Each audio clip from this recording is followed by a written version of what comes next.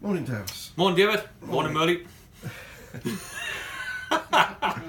Sorry, everybody. Inside joke. Inside joke. Sorry.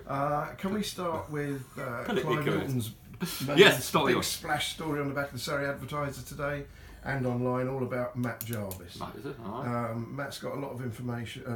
Clive's got a lot of information from you, so perhaps you'd like to tell the story to people who haven't seen the paper. I haven't read it yet, to be honest, David. You've just mentioned it before.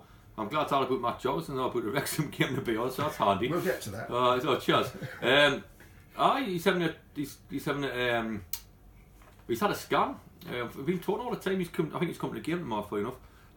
He's had a scan. The first one was about the bruising around there. That's fine. That was a big one. Knew if it's a hernia or not. If it is, it's two options. He could play at the end of the season, or if it's serious hernia, he's working very closely with Gary Lewin. If it's serious hernia, then he won't be able to play, which will be a bit of a blur.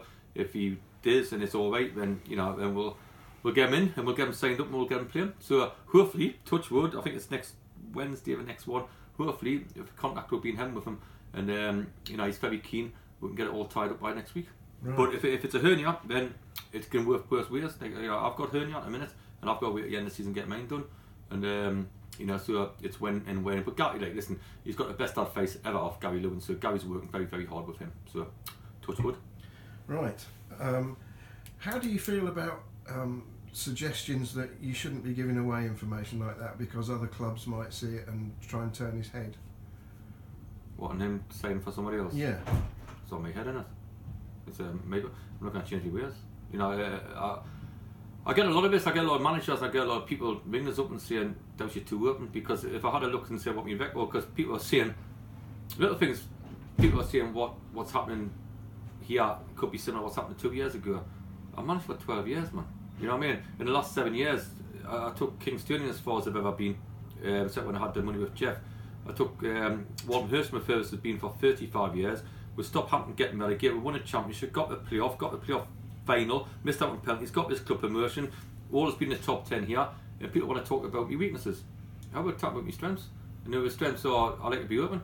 That could be a weakness as well, like you're saying, it's a weakness.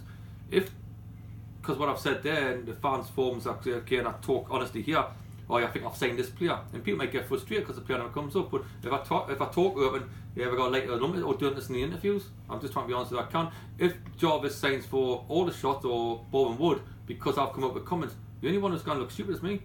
You know what I mean? I got a lot of trust in Clive. He would have wrote the story. We haven't read it yet, but he would have wrote the story by information I've given. Jarvis is all right as that as well, to be honest. I've talked to Jarvis about everything else, so we're just wanting him getting in. But so a lot of me, when managers say, "Well, Dowse, you never talk about yourself. You know what you achieved and all that." I'm just open about different things. So be it. That's why I have a fans forum for. I'll be open. People said I shouldn't be doing these. No. So we've been meeting for the last year and a half, and because we've had a little bit of a bad time, I shouldn't do them. I shouldn't have a fans forum. If I have a game tomorrow we get beat, I shouldn't come down the bar. I'll check it in, man. I'll just come front everybody up. If anybody's got something that comes to me face, you know what I mean? What's the point of doing that? But it should concentrate on my strengths, not my weaknesses. Sure. I completely agree with you about whether you do these interviews or not. If you stop doing them just because we've had a few bad results, that would be just sheer cowardice, wouldn't it? Like somebody said something on Saturday, like Matt there, the referee's room there, the change room's there. It's kicking off a bit now at change room, which it would do when you lose 3-0.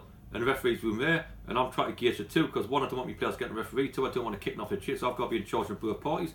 So somebody said, "Can you do this thing?" I know we've got to leave in 20 minutes. And I just asked Matt, I said, "Matt, can you do that for us, please? I've just got to watch this here." Somebody said, "Oh yeah, I've turned down an interview." I've never turned down an interview since I've been at a football club. I've never would do. So maybe they employed me because of the reasons here, because we know how far we've come in the last year and a half. We know the likelihood of going full time's nil because where we are with the ground development, which is the only thing what's going to take to the next level.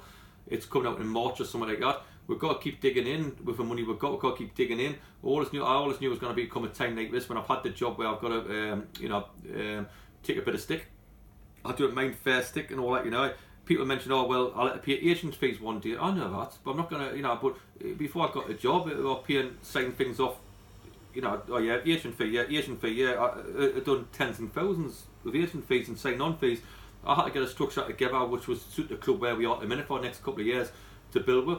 If somebody's, if I had to pay an agent £5,000 to get the right player, of course I'd raise the money, but not just sign things off for players who are not really much. So I want to give an identity back to the club, things like that. So I'll let swallow that one as well. All the things which are part of my makeup, but that's why I am at the minute.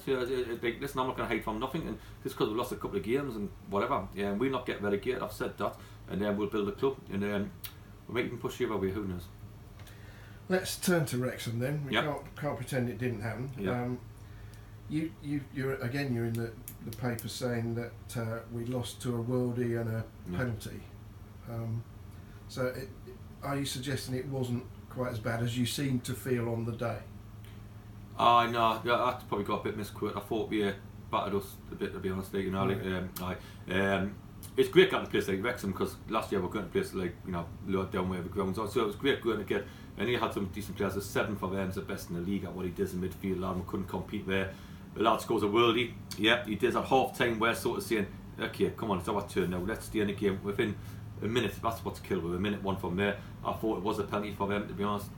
When I looked at Lozers, I think it might have been a penalty, to be honest, when I look at it in hindsight. So no complaints there, but the thing I was disappointed about in myself, to be honest, was we had a practice game a week before, we got beat 3-0 then, and I should have made 1 or 2 changes in there. Instead of putting the new ones on at half time, I should have started with, you know, maybe a couple and changed the shape a little bit, and that's why I was disappointed in myself. Obviously, players are disappointed in themselves as well, which is fine. But like I said, I knew this day would come up. We'll have a few results and all of this. It's great competing against the likes of Wrexham and stuff. And then we'll get out of trouble, so will Chesterfield, because what we do. So it's up to us to make sure, like, what a great game tomorrow. But no, I didn't think we deserved anything off Wrexham at all. I thought Wrexham were better than us, and you know, in every department, to be honest. And you know, we couldn't cope with the lads at the back. I mean, Heidi, we didn't really threaten. We had a header before half time with Heidi. With free kick, we didn't threaten enough, and I saw a bit of fear factor a little bit. I thought a couple of lads looked a bit fear factor on the ball, and that's the things you've got to drag out of them. So we had a meeting last night about it, and I can't do anything like with fear. You can't do. We've had an unbelievable, keep saying 18 month where if people knew the honest truth would say bloody hell, and you know, but the bottom line is, it's, you know, you just got to protect them a bit. So again, I appeal to the supporters to get behind us, and if any stick comes my way, I might like there'll be some supporters who don't like me, and I don't like some of them, you know, and stuff like that. It's football, innit, you know, because what they're saying, I think, is out of order. But then again, you know, if you don't win football matches, of course people are going to question the manager, and I'm well aware of that. So whatever league you're in and whatever budget you've got, it's going to come on me. But I hear what you say, but nonetheless, that first goal was sensational, wasn't it? By the number 7. Oh no! And then there's nothing you can do about a penalty. That's 2 goals. Oh no! You've criticised the defence quite a lot over the season, but they couldn't do anything about that. They could have shut the midfield player down a bit earlier. Well, I think that was the midfield player's fault, to be honest. I did, you know, stuff like that. No, it is. It's just one of the things we're going through at the minute, where the lad will never probably have another strike like that, but. We've learned about the league. We've learned about. I think everybody knew we'd had a sticky patch over this Christmas, and when I think you do when you're in our position.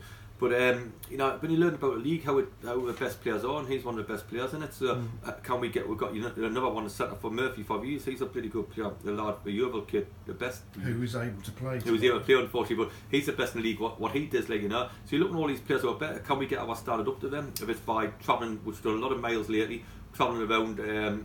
For players and things like that, then so be it. It's you know, we've got to try to get the standards up there. So simple as that, really. You know. So okay, we won't belabour the defence any longer, but let's think about scoring goals. Is the problem, if there is a problem, making chances or converting chances? A bit of both. Right. I do think we're going to make more. I do. We try to play.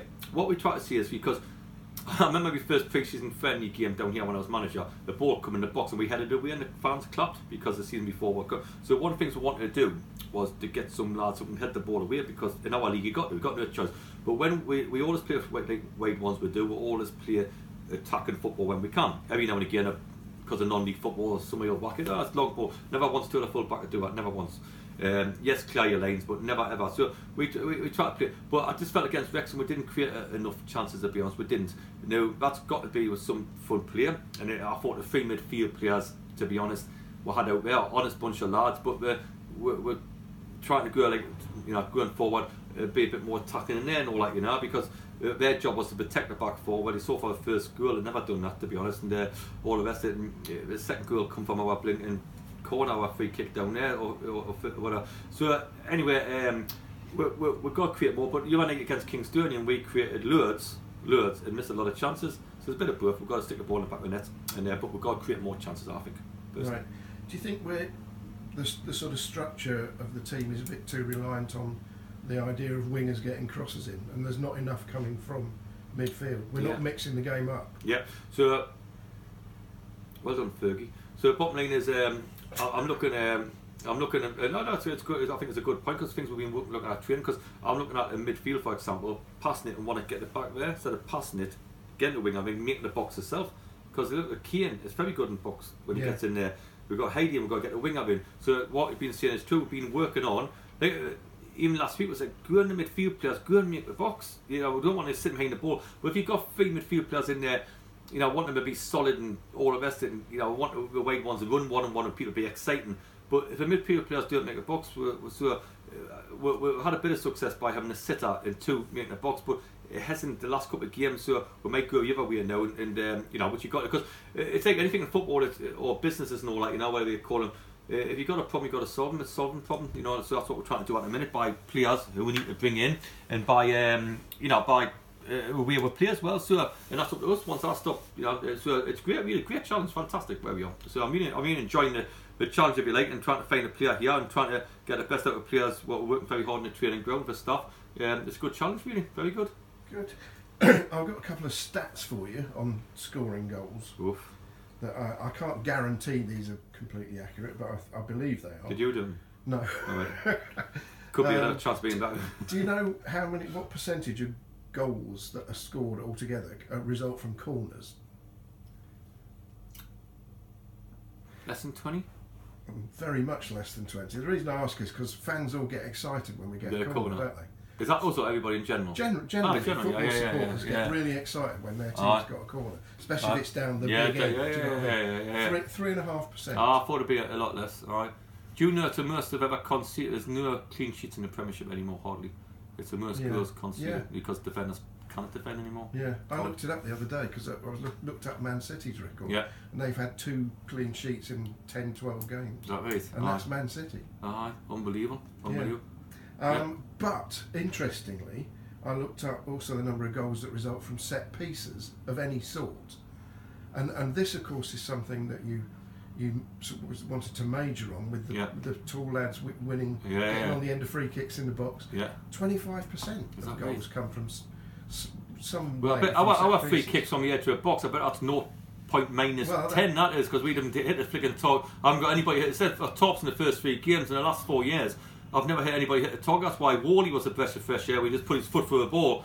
At least I think it's whacked off the lard and whatever. But blinking heck, our free kicks are pathetic. You know what I mean? So you get in the training ground. Molly Little wasn't bad. You look at the training ground. That's not bad. That's not good. We haven't got anybody hit the target except for tops in the last couple of games. That's frustrating because on the training ground they can. You know what I mean? So that's a stat, honest. Like, you know, so it's, our stats are good.